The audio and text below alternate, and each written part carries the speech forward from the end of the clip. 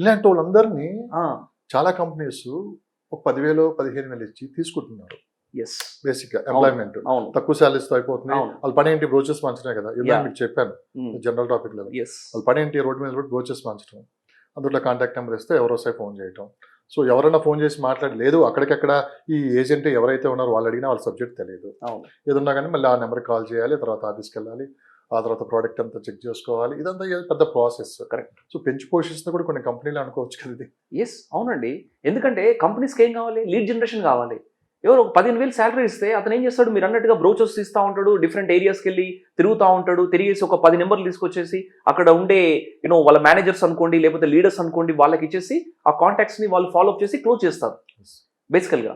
So వాళ్ళకి వీళ్ళ అవసరం ఉంది కాబట్టి ఇలా మార్కెటింగ్ పరంగా ఓకే సార్. యా, ఎందుకంటే అది అందరూ మీరే నేను చేసుకుని అదే. ఎస్, ఎందుకంటే మనకి ఇన్ఫర్మేషన్ గ్యాదర్ చేసుకోవడం అవును, important. కానీ ఇక్కడ అంతిమంగా నష్టపోతుంది కస్టమర్స్. అవునండి. ఎస్, ఎందుకు నష్టపోతారు వాళ్ళు అంటే, రైట్ పర్సన్ ని డే వన్ నే వాళ్ళు అప్రోచ్ అవ్వలేకపోతున్నారు. అవును, అంటే ఏమంటారు మీరు? కరెక్ట్ అండి. ఇప్పుడు ఏదో వాళ్ళకి తెలుసు అనుకోండి అండి, కొంచెం వేరేగా ఉంటుంది. తెలియదు అనుకోండి, తెలియనప్పుడే వాళ్ళు ఎక్కువ ఇబ్బందులు పడతా ఉంటారు. ఎవరు, ఇన్వెస్టర్స్. అంటే ఎవరో ఒక పర్సన్ రోడ్ మీద కలవగానే డైరెక్ట్ వెళ్ళేసి ఆయనతో మాట్లాడేసి ఏదో చెప్పేసి అలా జరిగిపోయినాయి. కొన్ని మోసాలు జరిగినాయి చాలా ఉన్నాయి ఇప్పటివరకు. కంటే నేనేమంటున్నా అంటే అన్ని మోసాలు ఉండవు, అన్నీ ఉండవు, కొన్ని మాత్రం మోసాలు ఉంటాయి.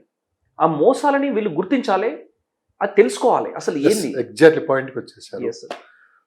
రియల్ ఎస్టేట్ రంగంలో చాలా మార్పులు వచ్చాయి. మీరు చూసిన 12 ఇయర్స్ నుంచి అవునండి. ఇప్పుడు ఇన్వెస్ట్ చేసే వాళ్ళు చాలా మంది ఉన్నారు. అందులో మిడిల్ క్లాస్ పీపుల్ 70% ఉన్నారు. కరెక్ట్ అండి.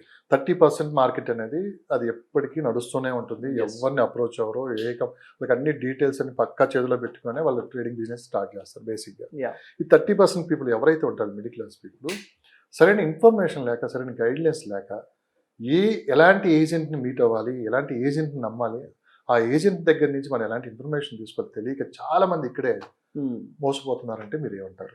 ఎస్ అండి. ఫస్ట్ అసోసియేట్ అసలు ఆయన ఎక్కడి నుంచి వచ్చాడు, ఆయన ఎవరు, ఆయన ఇంతకుముందు ఎవరెవరికి ప్లాట్స్ ఇచ్చున్నారు, లేదంటే ఫ్లాట్స్ ఇచ్చున్నాడు, ప్రాపర్టీ ఎవరికి ఇచ్చారు అనేది కొంచెం టెస్టిమోనియల్స్ తెలుసుకోవాలి అతని గురించి.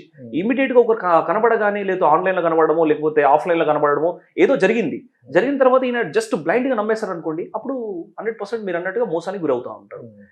ఫస్ట్ ఆయన గురించి బ్యాక్గ్రౌండ్ తెలుసుకోవాలి. హూ ఇస్ దట్ పర్సన్, ఆయన ఎక్కడి నుంచి వచ్చారు, ఆయన కథ ఏంది, అసలు ఏ కంపెనీకి చేస్తున్నారు, ఈ కంపెనీలో ఎన్ని సంవత్సరాల నుంచి చేస్తున్నారు, ఇవన్నీ తెలియకుండా అసలు డైరెక్ట్గా మనం ఆయన బిలీవ్ చేసి ముందుకెళ్తే ఈ 70% ఏదైతే మీరు సామాన్యులు అన్నారు కదా, వీళ్ళు మోసానికి గురవుతూ ఉంటారు.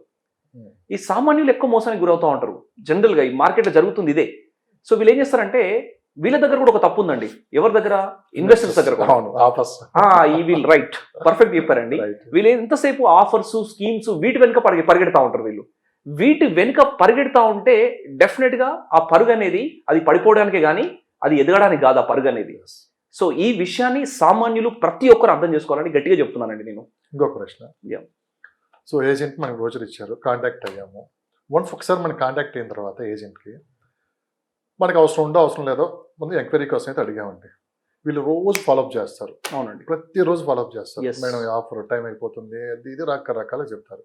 సరే ఇలాంటి విషయాల్లో కాల్స్ వస్తాయి, డైలీ కాల్స్ వస్తాయి కదా, ఇప్పుడు తీసుకున్న తర్వాత మీరు కొనలేరు, ఇలాంటి ఆఫర్ ఉంది రకరకాలు మనం మోటివేషన్ చేస్తారు. సో మొత్తానికి ఒక ప్రెజర్ అయితే ఉంటుంది, కొనాలా వద్దా. ఈ టైంలో డైన్ వల్ల పడిపోతాం. ఇలాంటి విషయాల్లో ఎలాంటి జాగ్రత్తలు తీసుకోవాలి? సరే ఏదైనా కానీ వాళ్ళు ఎంత తొందర పెట్టినా, అందుకే పెద్దవాళ్ళు ఏమన్నారంటే తొందర వద్దు సుందర వదన అన్నారు. వాళ్ళు తొందర పెడుతున్నారని చెప్పేసి మనం తొందరపడ్డాం అనుకోండి, పప్పులో కాలేసినట్టే. పప్పులో కాదు, తప్పులో కూడా కాలేసినట్టే. తప్పులో రెండిట్లలో కాలేసిన వాళ్ళు అవుతారు.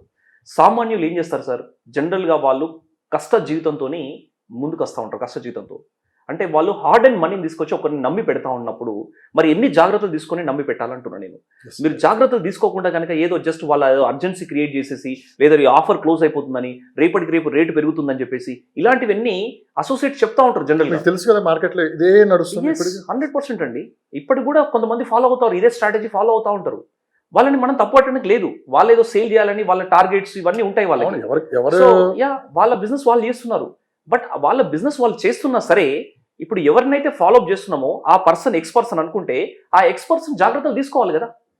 ఆయన ఏదో తొందర పెడుతున్నాడని మీరు తొందరపడితే నష్టపోయేది ఎవరు? సో అందుకే తొందర పడకుండా జాగ్రత్తలు తీసుకొని మంచి సిచ్యువేషన్స్లో మీరు ఉండాలనుకుంటే ఒక ఎక్స్పర్ట్ని మీరు తీసుకోవాలండి. ఒక ఎక్స్పర్ట్ దగ్గర వెళ్ళి మీరు ఒక అపాయింట్మెంట్ తీసుకోవాలి. ఇన్వెస్ట్మెంట్స్ ఎక్స్పర్ట్స్ ఎవరైతే ఉన్నారో, సార్ నేను ఇట్లా నా దగ్గర ఇంత డబ్బు ఉంది, ఈ డబ్బుని నేను ఎక్కడ ఇన్వెస్ట్మెంట్ చేయొచ్చు, ఏ ప్లేస్లో ఇన్వెస్ట్ చేస్తే నాకు కరెక్ట్గా రిటర్న్స్ వస్తాయి అనే ఆలోచనతోని ఆయన ఒపీనియన్ తీసుకున్న తర్వాత నెక్స్ట్ ఈ అసోసియేట్తో మాట్లాడాలి.